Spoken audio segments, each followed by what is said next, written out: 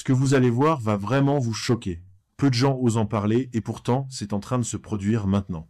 Abonnez-vous dès maintenant à Polyafrique pour ne rien rater. Ici, on décrypte tout sur l'actualité politique africaine. Bonsoir, vous allez pas croire.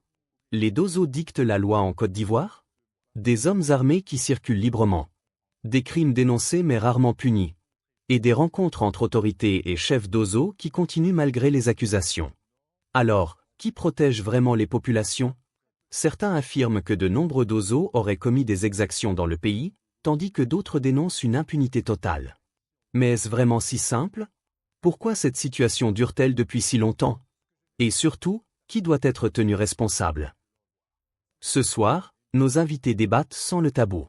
Restez jusqu'à la fin, car les révélations et les avis vont certainement vous choquer. Abonnez-vous sur Polyafrique, activez la cloche et dites-nous en commentaire. Faut-il mettre fin définitivement au phénomène Dozo? Pas mal de Dozo ont commis des crimes. Ils se baladent dans le pays en toute impunité. Nos autorités, souvent originaires du Nord, font des rencontres avec des chefs Dozo, tout ça et tout et tout. Ils n'en font pas cas. Cette situation de Dozo, comme le président Jean-Paul l'a dit, si on veut en finir avec ça, en un mois, ça sera réglé. En un mois, ça sera réglé. Parce qu'il suffit que les forces de l'ordre, d'accord, aient une feuille de route, on les désarme, on les repousse. Ils sont mystiques. Oh, Oui, c'est ça. Oui, bon, le mystique, en République aussi, il y a... C'est pour ça que les policiers ont peur. Non, non, non. En République aussi, je pense qu'il y a un ministère des cultes rattaché au ministère de l'Intérieur. Donc, ils vont se gérer entre mystiques. Mais ce que je suis en train de dire, on va déjà, il a dit, on peut les désarmer. Parce qu'il y a des gens qui possèdent des armes. Ils ont des calaches. Ils ont des calaches. Il y a des gens qui ont des pistolets automatiques. Des pistolets de chasseurs. Des pistolets automatiques. Oui, oui, Drôle de chasseurs. des pistolets automatiques. Donc, déjà, il faut la prolifération des armes. On compte contre cela déjà.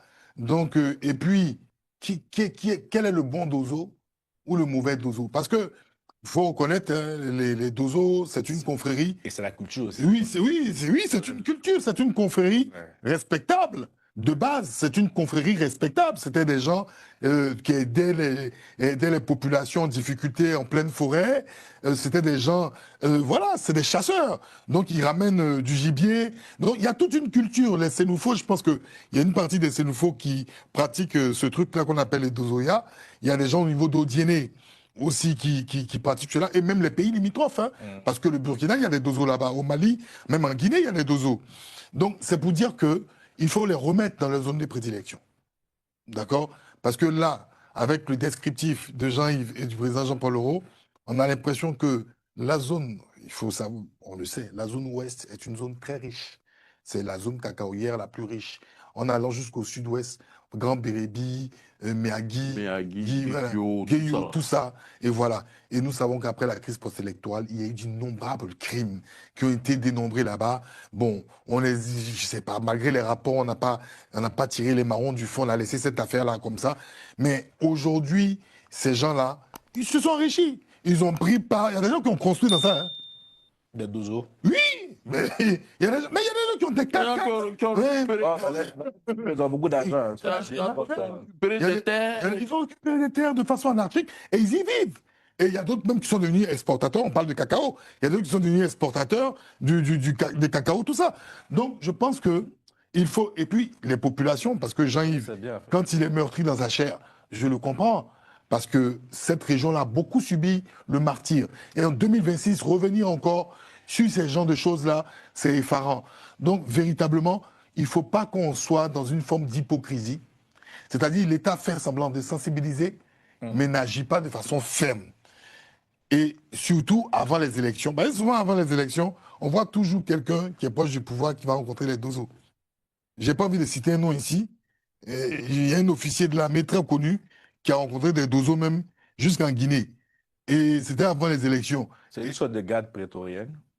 Je n'ai pas envie de dire ça. C'est pas une garde prétorienne. J'ai pas envie de dire cela. C'est une force armée qui semble être proche. Mais c'est ça là, prétorienne là. Du pouvoir en place. On ne veut même pas nommer ça. Voilà. Stop. Ce que je vais vous montrer juste après très peu de gens étaient prêts à le voir. Si vous êtes encore là, c'est que vous faites de ceux de vraiment comprendre. C'est vilain à voir. Bon, Non, Karim, je finis sur ça. Parce que c'est vilain à voir. Même moi, vous savez que je suis d'autant très virulent qu'il le faut. Mais je ne peux pas aujourd'hui donner des allégations qui ne sont pas forcément fondées. Vous savez, cette affaire de Dozo, c'est comme vous nourrissez un serpentin, mais vous ne connaissez pas, vous ne déterminez pas l'espèce du serpent. Vous croyez que c'est une vipère et par fini, ça devient l'anaconda. On va jouer avec ça. Un jour, là, leurs propres armes, là, ça va se retourner contre nous tous. Et vous allez voir des Dozo faire des choses atroces. Ils en ont déjà commis, hein. Mais à force de toujours taper de l'œil, on regarde un scandale, on dit « Oh, c'est rien ». Un jour, ça risque de nous péter en pleine face. Donc, il faut prendre le taureau à bras le corps et régler cette affaire-là une bonne fois pour toutes. Les Dozo ne sont pas 1 million. Et puis ils sont en association. Moi, il y a deux cas. Soit on est dépassé par le phénomène, ou on est... On laisse aller. Les autorités laissent faire. Oui, non, voilà. Donc, c'est pour ça que tout à l'heure, moi, j'ai parlé c'est-à-dire de deux endroits, donc de deux régions différentes de la Côte d'Ivoire, avec deux mentalités différentes au niveau des Tozo.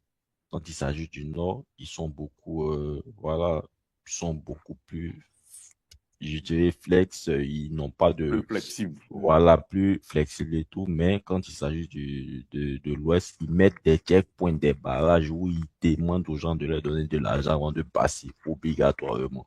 Donc déjà, ça, c'est un problème. Et puis, quand on disait tout à l'heure que le gouvernement, je crois que ils sont allés, ils ont fait de la pédagogie, mais ça ne passe pas. Je suis désolé, mais ils n'ont pas fait de pédagogie. L'information pédagogique, c'est différent. Ils ont donné l'information. Quand tu donnes l'information à quelqu'un qui est analphabète, tu lui dis, faut pas faire ça, faut pas faire ça, faut pas faire ça. Lui, il comprend quoi? Ça, c'est pas de la pédagogie. La pédagogie, là, il faut vraiment prendre quelqu'un, un bon pédagogue qui va leur expliquer les choses. Si vous trouvez que vous êtes dépassé, vous n'avez pas les effectifs nécessaires dans les forces de l'ordre pour pouvoir assurer la sécurité de l'intégralité du territoire ivoirien et que vous voulez recourir à cette force-là, alors mettez les moyens aussi. C'est vrai que peut-être vous ne voulez pas leur donner peut-être un salaire de je ne sais pas combien par mois, mais assurez-vous que ces derniers aussi n'aillent pas emmerder le peuple. Parce que c'est ce qu'ils font. Vous faites recours à cette force-là officieusement. Parce qu'on a vu qu'ils sont sur les mêmes, ils sont sur le même tronçon. Chacun à son checkpoint.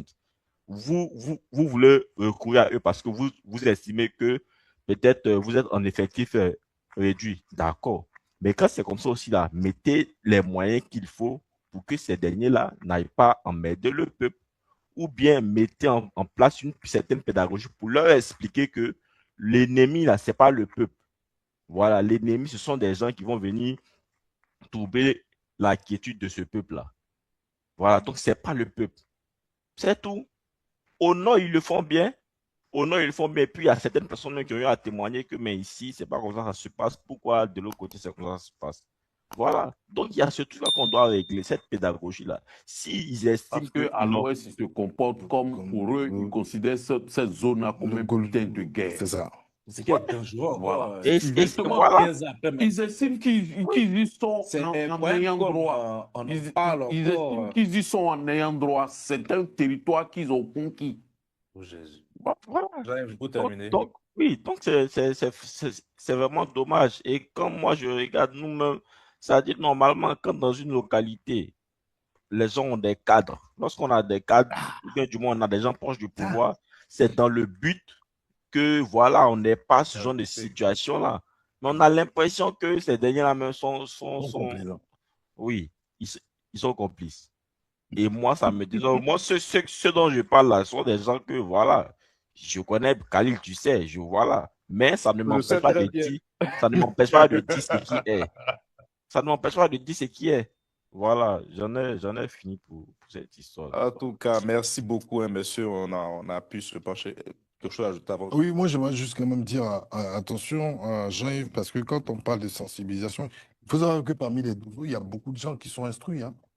Parce que, attention, il y a des gens qui ont fait des études supérieures. C'est une confrérie. Dans une confrérie, en fait, il y a de tout.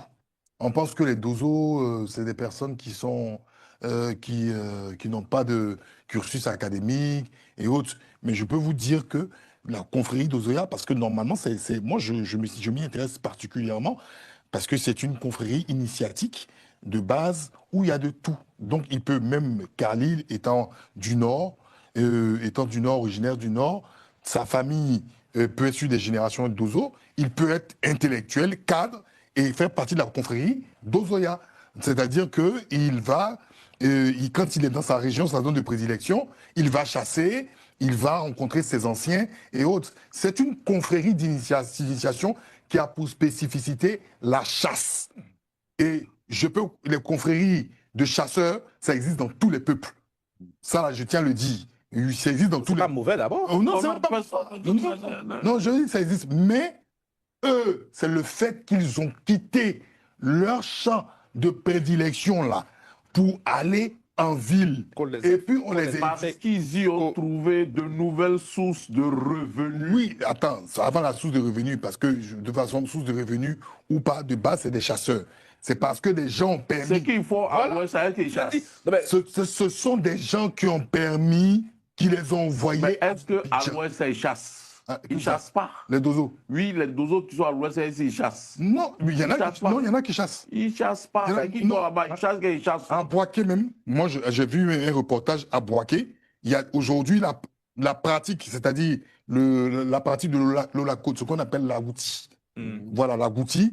Les dozos ils en ont tellement chassé pour en faire revenu, pour vendre dans les restaurants, que même en fait les gens ont interdit qu'ils puissent en fait en attraper. Il y a eu un reportage qui est sorti là-dessus. Mais ils ont commencé quand? À partir de la rébellion. Vous savez que quand il y a eu la rébellion, ils ont appelé beaucoup de supplétifs d'Ozo qui sont restés à Boaké. Donc ils ont trouvé des voies et des alternatives. Ils vont chasser et ils vont vendre ça dans les restaurants et autres. C'est une marge de revenus. Mais je veux dire que c'est parce que des gens ont permis que ces dozos-là quittent le Nord et commencent à être gardiens à Abidjan. Oui, c'est comme ça. Voilà ce que vous deviez absolument savoir aujourd'hui. L'information continue d'évoluer et ce qui se prépare pourrait aller encore plus loin.